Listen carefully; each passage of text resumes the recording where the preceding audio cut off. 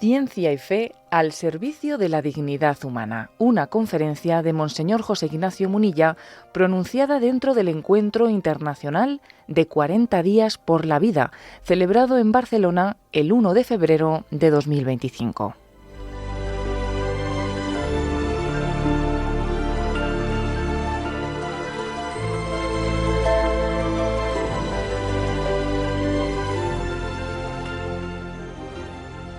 Ciencia y fe al servicio de la dignidad humana. Voy a comenzar diciendo que me sirvo para esta charla formativa de distintos materiales, pero también especialmente de un número, el número 6 de la revista La Antorcha, que ha tenido un número monográfico con el título de Ciencia y Fe, que ha sido muy interesante, ¿no? Y me sirvo especialmente de esa publicación. Y voy a empezar esta reflexión, ciencia y fe al servicio de la dignidad humana, de una reflexión. Es decir, todos partimos, si somos humildes en esta vida, si somos humildes, que esa es otra, ¿no? Partimos de una constatación, que no nos hemos dado la vida a nosotros mismos. La vida nos ha sido dada. Existimos porque hemos sido creados, se nos ha dado la vida, ¿no? Esto puede hacerse a distintos niveles. La ciencia nace de la observación de la naturaleza y de la reflexión sobre lo que ha observado. La fe religiosa nace de la intuición del ser humano de que todo cuanto nos rodea tiene que tener un sentido que solo se explica por la voluntad de un ser superior. En consecuencia, hay como dos posibles formas de actuación. Por una parte, actuar sobre la naturaleza de forma pragmática, que para eso está la ciencia, para poner la naturaleza al servicio del hombre, y vio todo lo que había hecho y era bueno al servicio del hombre, la ciencia está para eso. Pero también otra forma de actuación es la religiosa, que es orar al Dios Supremo para que intervenga en nuestra historia de forma beneficiosa. Señor, ven a nosotros, socórrenos. Las dos formas de actuación son correctas y son compatibles, por supuesto, son compatibles, como lo demuestra el lema de San Benito, ora et labora. Esa es la mejor prueba. San Benito dice ora et labora, luego la ciencia y la fe son compatibles. El cristianismo es amigo de la ciencia, es propicio a la ciencia, ya que si creemos que toda la realidad material procede y es expresión de la voluntad de Dios, entonces el estudio de esta realidad es también un estudio de la voluntad del Creador. Un científico, aunque no lo sepa, está estudiando la voluntad del Creador, porque está estudiando la naturaleza, la ciencia. Y mientras más sepamos de la realidad material, de la naturaleza, más sabremos de la voluntad del que la creó, manifestada en sus obras. Podemos ver las obras de Dios pues en la naturaleza. Pero, vamos a ver, obviamente, dependiendo de la concepción religiosa de la que partamos, de nuestra concepción religiosa, se puede facilitar o dificultar la integración de la ciencia y fe. Por ejemplo, la cosmovisión judeocristiana sobre la creación es fascinante y muy distinta de otras cosmovisiones religiosas. Nosotros creemos que el universo ha sido creado como un acto libre de Dios movido por su amor. Dios libremente por amor nos ha creado. ¿Por qué? Pues porque el amor es expansivo y como el amor es expansivo, creó. Claro, eso es muy distinto de otras cosmovisiones, ¿no? Pues, por ejemplo, en la cultura china, pues se explica la creación porque un gigante salió de un huevo cósmico, que es Pangu en la cultura china, o en la mitología grecorromana, en la creación es la lucha entre titanes, de dioses y hombres, que allí en esa lucha de repente salió la creación. O, por ejemplo, el hinduismo explica, ¿no?, cómo Brahma pues echó la siesta y se le escurrieron los dones en la siesta y se creó el mundo. A ver, son cosmovisiones un poco distintas, Un poco distintas. Eso de que Brahma estaba durmiendo y según dormía se le escaparon los dones y se le escapó la creación que no tenía ni intención de hacerla, es un poco distinto a la visión de que Dios, porque su amor es expansivo, por su infinito amor nos creó. Nada que ver, nada que ver. Entonces, claro que es importante para conjugar ciencia y fe entender cuál es nuestra cosmovisión religiosa de partida. Y es interesante saber una cosa, que la concepción que tiene el Islam, que tiene el Corán sobre la creación, pues básicamente es exactamente la misma que la del judeocristianismo. Es la misma. Porque, claro, el Corán reconoce a la Torá, reconoce el Génesis, reconoce muchos libros del Antiguo Testamento, además de los Evangelios. Y claro, el Corán dice que la creación es una manifestación del poder, sabiduría y misericordia de Dios. También la visión del Corán tiene una visión totalmente confluyente. No es que sea confluyente, es que está copiada. O sea, quiere decir que está copiada en el siglo VII del Génesis, que era 1700 años antes. ¿Me explico? O sea, es decir, 1700 años le lleva el Génesis al Corán. Bien. Como punto de partida, por tanto, hay que subrayar que la revelación cristiana no es enemiga de la visión científica del mundo, sino todo lo contrario.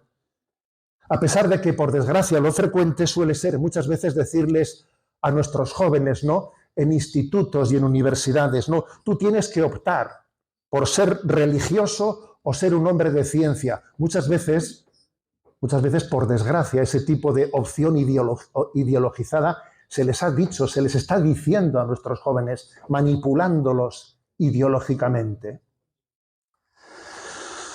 Obviamente, el Génesis no es un libro científico, ¿no?, pero sorprende las confluencias, las confluencias en esa descripción que hace el Génesis con la lectura científica del origen del mundo. Sorprende las confluencias. Repito, el Génesis no pretende ser un libro científico, pero, por ejemplo, llama la atención que narra la creación en un devenir de los días. El primer día, el segundo día, el tercer día. ¿Podía perfectamente haber narrado la creación toda de repente en un solo momento? Pues no. Habla de una evolución en la creación. Curiosamente. En primer día creó el cielo y la tierra. El segundo día separa las aguas. El tercer día crea la vegetación. Curiosamente, la ciencia afirma que las primeras formas de vida fueron organismos fotosintéticos, similares a las plantas. Luego dice, el quinto día crea los animales marinos y a las aves. Curiosamente, los registros fósiles demuestran que la vida comenzó en los océanos. Curioso, ¿eh? Y el sexto día creó a los animales terrestres y finalmente al hombre. Hombre, la biología ratifica que los mamíferos terrestres aparecieron después de los animales marinos y de las aves. Y que los seres humanos son la forma de vida más reciente en la escala evolutiva. O sea, es curioso, ¿eh?, la confluencia del Génesis con la visión científica del mundo.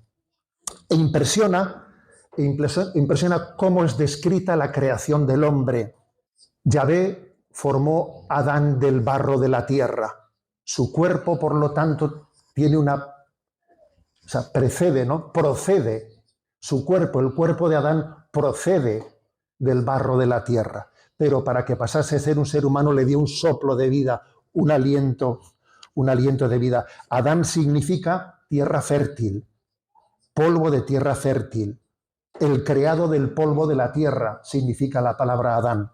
Entonces, digamos que hay distintos niveles, ¿no? En el nivel científico, y ahora digo por ciencia, la ciencia experimental no puede llegar a demostrar la existencia del alma. La ciencia puede llegar en un laboratorio a demostrar la existencia del alma. No, porque el alma es un principio inmaterial. Y tiene unos rasgos, y la ciencia tiene unas determinadas leyes que necesita evidencias físico-químicas que eso no puede observarse en un laboratorio, ¿no? Lo cual no quiere decir que la ciencia sí que puede llegar a afirmar la existencia de indicios, de que haya indicios de que tiene que haber un principio espiritual en el hombre para entendernos a nosotros mismos. Eso sí, los indicios sí que los percibe la ciencia experimental. Bueno, pero no solo existe ciencia experimental, también existe la ciencia filosófica. Y la filosofía sí puede llegar a afirmar la existencia del alma.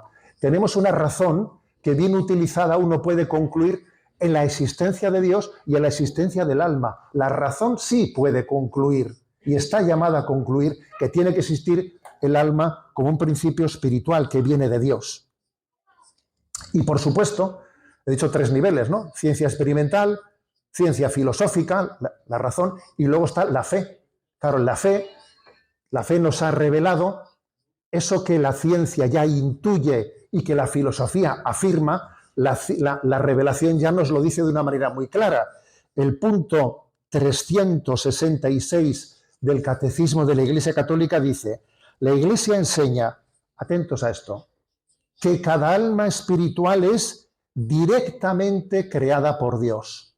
No es producida por los padres y es inmortal. No perece cuando se separa del cuerpo en la muerte y se unirá de nuevo al cuerpo en la resurrección final. Menuda afirmación esta, ¿eh? Menuda afirmación. Lo voy a volver a leer porque es que, madre mía, no tiene desperdicio. Punto 366 del Catecismo de la Iglesia Católica. La Iglesia enseña que cada alma espiritual, esa que tienes cada niño concebido y todavía no nacido, la Iglesia enseña que cada alma espiritual es directamente creada por Dios. No es producida por los padres y es inmortal. No perece cuando se separa del cuerpo en la muerte y se unirá de nuevo al cuerpo en la resurrección final. Vamos, menuda frase esta, ¿eh? Bien, esta es la primera afirmación. La ciencia intuye que algo tiene que haber. La filosofía lo afirma y la fe ya nos da un conocimiento mucho más exacto, ¿no?, de lo que es el alma. Me atrevo pues a decir, dando un paso más, que sin cristianismo no habría habido ciencia. Y que por eso en este momento que estamos en crisis de fe, estamos retornando a los brujos. ¿Sabéis? Voy a intentar demostrar esta afirmación. A ver, sin cristianismo no habría habido ciencia. Y ahora que nos apartamos de las raíces cristianas, volvemos a los brujos. ¿Eh? A la nueva era, etcétera, etcétera. Bien, en el sentido moderno del término ciencia, por lo que a la metodología científica se refiere, la ciencia comienza en el siglo XVI. Y no es casualidad que comience en un entorno cultural cristiano. A ver, Galileo, Kepler, Descartes, Newton, que son los padres de la ciencia moderna, a ver, todos ellos son cristianos. Y eso no es casualidad, ¿eh? Ahora bien, la ciencia y la fe han tenido roces. Claro que han tenido roces. ¿Por qué han tenido roces? Porque son vecinos y los vecinos pues suelen rozar. Oye, que has puesto esta ropa que está cayendo aquí el agua. Oye, que no sé qué. Los vecinos rozan porque conviven cerca y de vez en cuando tienen roces. No es de extrañar, ¿eh? No es de extrañar. Por parte eclesial, hemos podido cometer errores que han podido pues, ejercer roces, ¿no? Pues el problema principal ha sido a veces la interpretación literalista de algunos textos de la palabra de Dios, olvidando que existen los géneros literarios en los textos bíblicos. En los textos bíblicos existen 7 géneros literarios, según los escrituristas. Hay 7 géneros literarios: histórico, legendario, sapiencial, profético, poético, mitológico. Hay 7 géneros literarios, eso hay que tenerlo en cuenta para interpretar adecuadamente la Sagrada Escritura. Y uno de los problemas que tenemos a veces es que hay algunos grupos, también cristianos, fundamentalistas, más en Estados Unidos que en Europa, pero los hay, que pretenden hacer una interpretación literalista, que obviamente yo creo que se equivocan plenamente. Por ejemplo, llegando a afirmar que el mundo tiene 5.700 años. A ver, no, 5.700 años. Tenemos hoy en día conciencia de que el Big Bang pues, tiene unos 13.700 millones de años. Entonces, la interpretación literalista de la Sagrada Escritura puede hacer el ridículo. Pretender hacer una lectura literalista de los 7 días de la creación. A ver, entiende que los 7 días hablan de los 7 momentos expansivos, ¿no? O sea, ojo, porque también yo creo que no estamos en este momento no es muy frecuente ese error literalista, pero en algunos casos hay, y en Estados Unidos unos cuantos. Pero hoy en día es más frecuente el error por el lado contrario, por la parte de la ciencia. ¿Por qué? Porque el hombre de ciencia hoy en día igual tiene el peligro de morir de éxito. Tiene ese riesgo de morir de éxito cuando uno pretende que el método científico lo resuelva todo. Es un exceso de confianza en el método científico sin percatarse de que hay dimensiones de la realidad en las que el método científico no puede llegar por su propia metodología. Que a un científico no le puedes pedir explicación de todo. Entonces, pues esto llega a hacer que hay personas que en el fondo dicen, mi fe es la Biblia, mi Biblia es la ciencia. Hay personas que afirman eso. Y se equivocan, porque es que la ciencia no puede dar respuesta a la pregunta por el sentido de la existencia. En el fondo, llegan a tener una fe agnóstica, una fe atea. La ciencia es su fe, la ciencia es su Biblia. Pueden llegar a ser, paradójicamente, creyentes en el ateísmo. Es ridículo, ser creyente en el ateísmo. El error está en no comprender la complementariedad de los dos saberes. La ciencia explica el cómo, mientras que la fe explica el por qué, es decir, el sentido. Un error típico, ¿no?, del pensamiento moderno es pensar que la fe religiosa es como una rémora, es una resistencia a la concepción científica del mundo. Esa es la ideología cientifista, ¿no? Si no existiese la fe, si no existiese la religión, la ciencia iría mucho más rápida. Y decía Kant que a simple vista podría parecer que el aire ofrece resistencia a la paloma para que vuele. Si no existiría aire, la paloma correría más, se caería al suelo porque no hay aire. Vamos a ver. Eso decía Kant, es una reflexión muy, muy luminosa. Dice Kant, a ver, ¿te piensas tú que si no es... Claro, el aire frena un poco a la paloma, sí, le frena y de paso hace que no se caiga al suelo, porque sin aire se caería al suelo. La fe, la interpretación religiosa frena a la ciencia, mira, hace que no se caiga al suelo, entre otras cosas. Luego hay que integrar la fe y la visión religiosa. El hecho cierto es que la pérdida de la fe está llevando a una situación de desencanto y escepticismo. El hecho de que la ideología cientifista no sea capaz de dar respuesta de una manera satisfactoria a las preguntas por el sentido de la vida, en esta crisis de sentido que tenemos, pues nos lleva paradójicamente al retorno a los brujos. Y hoy en día este mundo cientifista al mismo tiempo va de la mano de nueva era, supersticiones, etcétera, etcétera, ocultismos, etcétera. O sea, nos hemos apartado de Dios y recurrimos a los brujos. En resumen, lo cierto es que la ciencia no nos aparta de Dios, sino que nos encamina a Él. La Iglesia impulsó las universidades y implementó en ellas el método científico experimental para estudiar las leyes de la naturaleza. Al mismo tiempo, la religión acompaña en el discernimiento ético los avances científicos para autentificar que estén al servicio de la dignidad del hombre. Porque no todo avance científico puede está al servicio de la dignidad del hombre. Puede estar en contra de la dignidad del hombre. Pues, por ejemplo, cruzar un hombre y un animal y hacer un híbrido, un embrión humano-animal, pues obviamente está en contra de la dignidad del hombre, ¿no? Y además hay muchas preguntas que solamente las puede responder la fe. ¿Por qué existe el universo? ¿Por qué existe el universo en vez de la nada? Bien, doy un paso más. Doy un paso más para afirmar que este volver a los brujos, ¿no?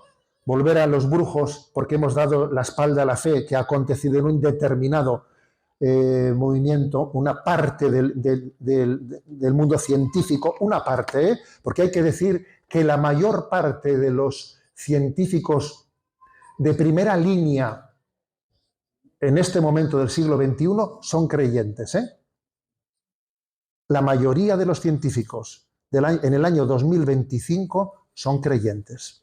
Más creyentes que hace un siglo. Hace un siglo el mundo científico era menos creyente que ahora. Este es un dato curioso. Pero bien, ¿qué ha ocurrido? Ha ocurrido que, por una parte, allí donde se ha hecho de la ciencia una fe, sustituyendo, ¿no?, la Biblia por la ciencia, hemos retornado a los brujos quiere decir de la nueva era, de las supersticiones, del ocultismo, pero además también hemos creado, y ahora quiero hablar de ello, unas nuevas ideologías que pretendan sustituir a la religión, que son las bioideologías, de las cuales quiero hablar ahora, que son unas ideologías que quieren sustituir a la religión.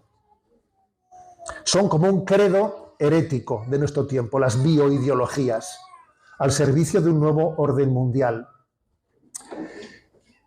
Ha habido un filósofo pensador español que se llama Dalmacio Negro, que publicó un libro titulado El mito del hombre nuevo.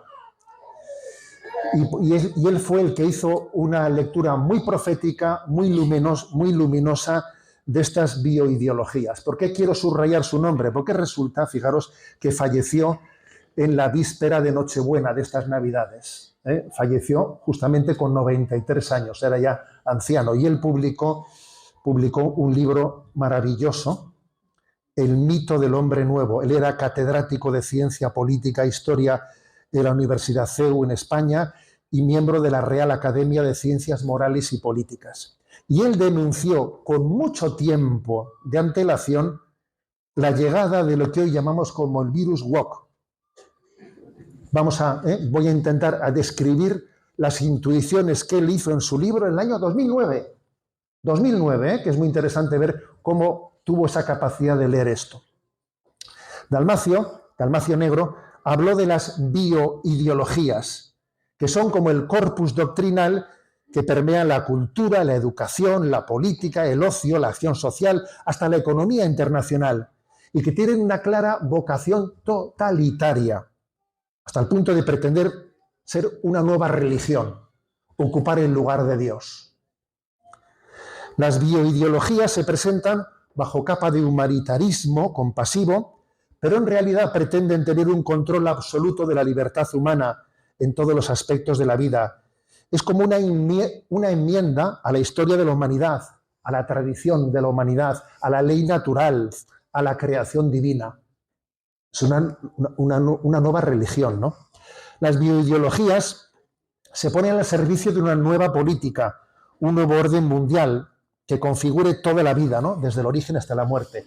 Pues bien, él afirma que hay 3 tipos, 3 clases, 3 grupos de bioideologías, 3 grandes postulados totalitarios, ¿no?, que los vamos a describir. El primero, bioideologías sexuales. El segundo es bioideologías ecologistas. Y el tercer bloque son bioideologías sanitarias. El primero, el bloque de bioideologías sexuales. Aquí se incluye el feminismo, homosexualidad, transexualidad, ideología de género. Son los postulados totalitarios más extendidos y financiados, dice Dalmacio Negro en su libro. Estas bioideologías sexuales sostienen que el hombre es capaz de alterar arbitrariamente no solo las leyes humanas positivas, sino las mismas leyes de la naturaleza, como la diferencia entre sexos. Ven a la ley natural como un enemigo cultural que debe ser erradicado. Hoy, por ejemplo, tú llegas a afirmar, oye, que esto es de ley natural, esto es antinatural. Decir eso es una auténtica herejía, vamos, coge el obispo y dice, esto es antinatural, esto va contra la naturaleza, vamos, es curioso esto, ¿eh? Segundo bloque, las bioideologías ecologistas. Aquí están el ambientalismo, la crisis climática, el animalismo, el veganismo, el antiespecismo, el transespecismo. Bien, aunque este bloque de ideologías surgen, a veces de una manera bien intencionada, por ejemplo, contra la contaminación, su carácter totalitario les lleva a divinizar la naturaleza. Ahora, una cosa es luchar contra la contaminación y otra cosa es divinizar la naturaleza. Oye tú, hay un pasito ahí, ¿eh? Sostienen que el ser humano es el mayor enemigo de la naturaleza. Así lo dicen, ¿eh? Recuerdo un titular del diario El País en España que decía, si quieres colaborar con el mundo, decía, compra un coche eléctrico, ten menos hijos, ¿eh? Madre mía, ¿eh? O sea, ese titular en el diario El País lo hemos visto, ¿eh? Lo hemos visto. Piensan que el ser humano es el mayor enemigo del medio ambiente.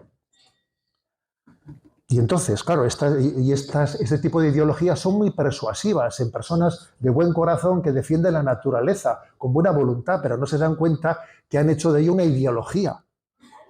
Que se ha olvidado, que incluso hasta decir que el ser humano es el rey de la creación suena soberbio. ¿Qué es eso de que el hombre humano es el ser de la creación? ¿Y por qué no va a ser un perrito el rey de la creación? ¿Por qué tiene que ser? A veces hasta decir, ¿no?, que el hombre es la cumbre de la creación y el hombre es el rey de la creación suena soberbio. Pero bueno, pues ¿dónde tenemos la cabeza? Entonces, claro, están provocando estas ideologías que el ser humano llegue a estar hipercontrolado. Porque todos son normas y más normas, ¿no? Y de hecho son tres bloques. El bloque de las bioideologías sexuales, el bloque de las bioideologías ecologistas, el bloque de las bioideologías sanitarias. Aquí están las afirmaciones de la bomba demográfica, el abortismo, la eugenesia, la eutanasia, el transhumanismo. Bueno, claro, los que predecían la bomba demográfica pues pensaban que el mundo tenía un crecimiento demográfico que era insostenible, ¿no? Insostenible. Recuerdo que en el año 1974 pues se estrenó una película que tenía como título Cuando el destino nos alcance, que llevaba al cine una novela que se titulaba Hagan sitio, como que en el mundo no había sitio, ¿no? Entonces, bueno, o sea, es que era una película increíble, ¿no? De la predicción totalmente catastrofista de un mundo en el que no íbamos a poder comer, ¿no? Se preparó la opinión pública con todo tipo de afirmaciones absurdas, ¿no? Entonces, pues el paraíso terrenal ellos piensan que se alcanzará por la ciencia y las tecnologías puestas al servicio del bienestar. Se justifica el aborto, la eutanasia, la reproducción artificial para ponerlas al servicio del bienestar, para intentar alcanzar la inmortalidad. El transhumanismo pretende culminar la evolución guiada por la ciencia y el posthumanismo pretende superar la raza humana gracias a las integraciones de la tecnología, las hibridaciones entre tecnología y ser humano. La aspiración al bienestar permanente, a la salud corporal, sustituye a la salvación del alma. Hoy en día estamos llegando a que en vez de estar preocupado por la salvación del alma, estás preocupado por a ver si soy capaz de estirar el chicle 3 años más de mi vida. Y para esto el miedo al sufrimiento es el mayor aliado de esta ideología. Hay miedo a sufrir. Entonces, ¿qué tengo que hacer para no sufrir? ¿Qué tengo que hacer? ¿Qué pastilla tengo que tomar? ¿Sabes? ¿Qué tengo que hacer para no sufrir? ¿No? Estas son las 3 grandes ideologías, ¿no? Las bioideologías sexuales, ecologistas y sanitarias. Para desarrollar estos 3 postulados bioideológicos se ha generado una biopolítica y un bioderecho, gracias a los cuales se pretende acelerar o imponer cambios sociales con leyes coercitivas, transformando la moral, el pensamiento, la actuación política, ¿no? Pero, señores, para poder introducir estas ideologías se requiere que los habitantes, que los hombres a los que nos dirigimos estén desarraigados de Dios.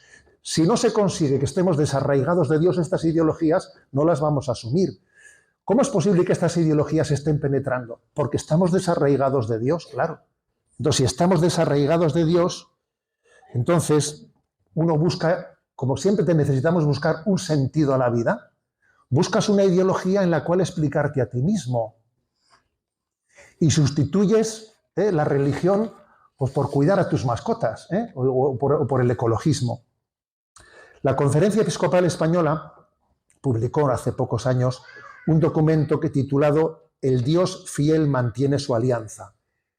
La tesis de este documento era que el gran mal de nuestro tiempo es que el hombre está desvinculado de Dios, desvinculado de la familia, desvinculado de la historia, de nuestras tradiciones, y si uno está desvinculado de todo, claro, es absolutamente vulnerable, es un náufrago que necesita agarrarse a una ideología de estas nuevas para salvarse la vida. Pero el problema está en su desvinculación. Estás desvinculado de Dios, de la familia, de la tradición, de la historia. Ojo, porque también te han desvinculado de la historia. Han hecho que te avergüences de toda la historia, que contigo nazca la vida, o sea, es increíble, ¿no? Es tan duro ese desarraigo de alguien que se queda sin origen, que tiene que agarrarse a una ideología para sobrevivir. Y ahora vienen las ideologías, ya te voy a decir yo ahora lo que tienes que agarrarte para sobrevivir. Y así te manipulo, ¿no?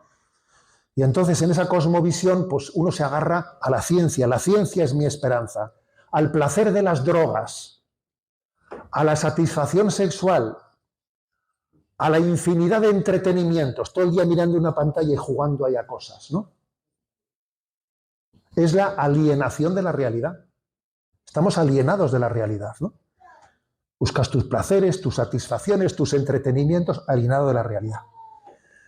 Y este es el diagnóstico este es nuestro problemón, ¿no? Entonces, voy concluyendo. El cristianismo es un espacio de libertad, incluso de libertad científica. De libertad científica. Voy a hacer, yo creo que es la afirmación central de esto, ¿eh? Si en un tiempo existió la falsa sospecha de que el cristianismo pudo ser un espacio en el que la ciencia no tenía libertad, afirmación falsa, como ya creo que he demostrado, hoy en día lo que se demuestra es que fuera del cristianismo se está perdiendo libertad para mostrar las evidencias científicas que existen. A ver, existen evidencias científicas que necesitan del cristianismo para poder ser dichas, porque es que fuera no se permite decirlas. Te voy a poner un ejemplo bien claro. Una noticia que salió a los medios de comunicación el pasado 26 de diciembre, muy recientemente.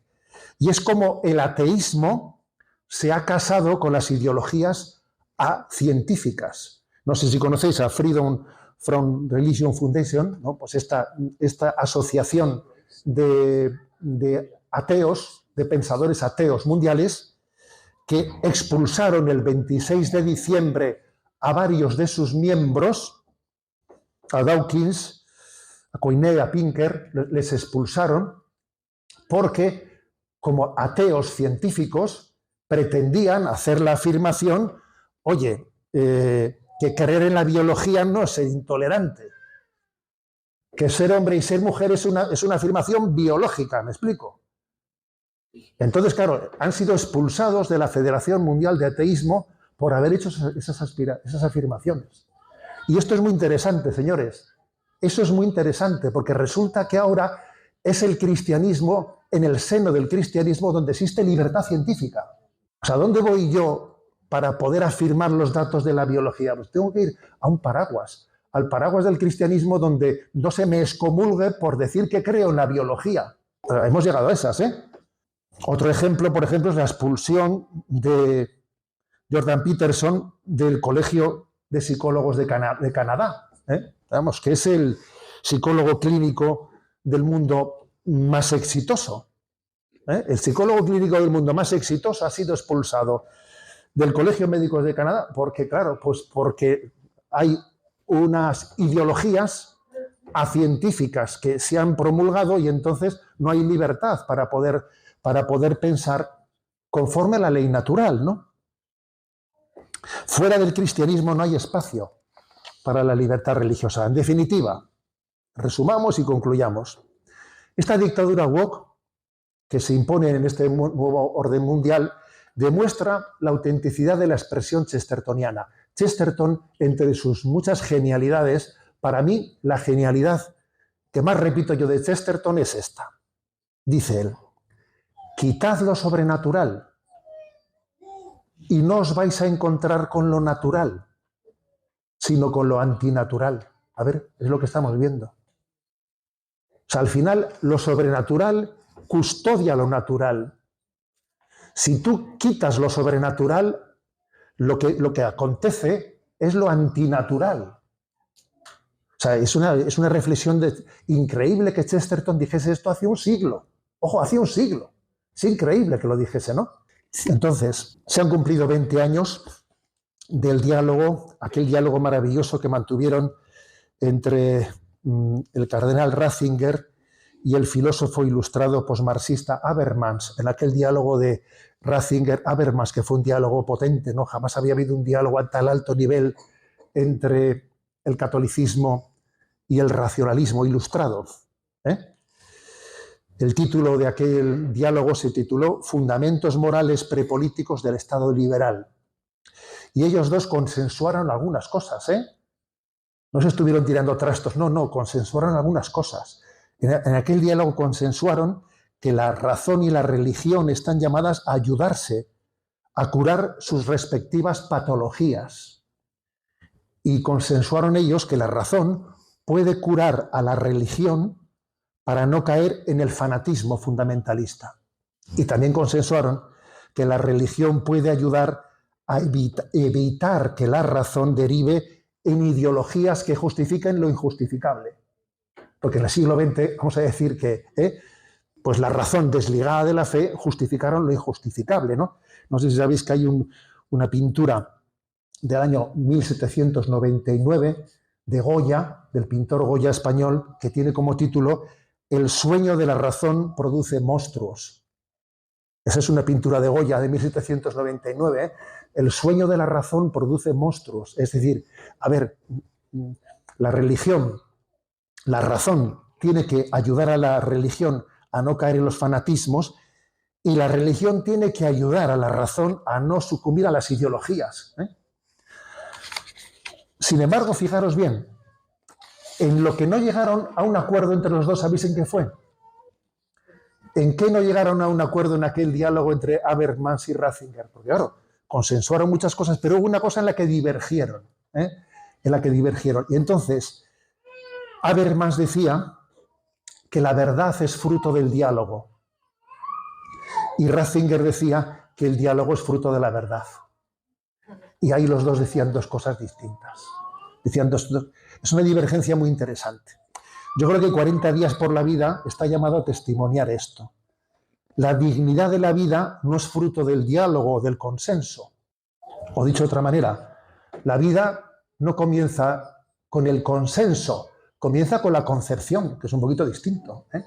A ver, que es una afirmación científica, ¿me explico? O sea, que eso es así, que son dos cosas un poco distintas.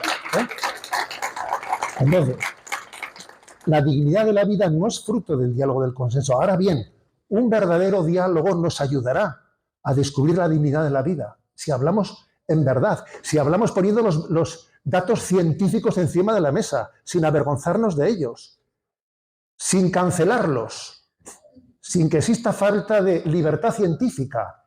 Si existe un diálogo con libertad científica, claro que ese diálogo nos va a ayudar mucho. Nos va a ayudar muchísimo, ¿no? Un diálogo sin censura. Queremos un diálogo sin censura. Y nos hemos alegrado mucho de que algunas de las grandes tecnológicas, Mark Zuckerberg, etcétera, de repente hayan anunciado ahora pues que van a terminar con la censura. Bueno, a ver si es verdad. Lo increíble es que eso reconozca que haya existido, ¿no? En el mundo que dice que estamos en la libertad, ¿no? Entonces, Esta es la clave, queridos hermanos de 40 días por la vida, ¿no?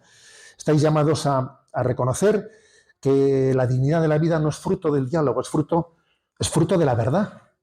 Pero, sin embargo, el diálogo nos va a ayudar mucho si se hace sin censura, si se hace con todos los datos encima de la verdad, ¿no? La vida es maravillosa, la vida es un don, la vida no es algo que nos precede, que nos ha sido dado. Y entonces, desde la razón, desde la ciencia experimental biológica, desde la revelación cristiana, ¿no? Decimos, la vida es la vida es maravillosa, la vida es un don, ¿no? Maravilloso, y además podemos decir, ¿no? Desde la perspectiva que nos da la revelación cristiana, ¿no?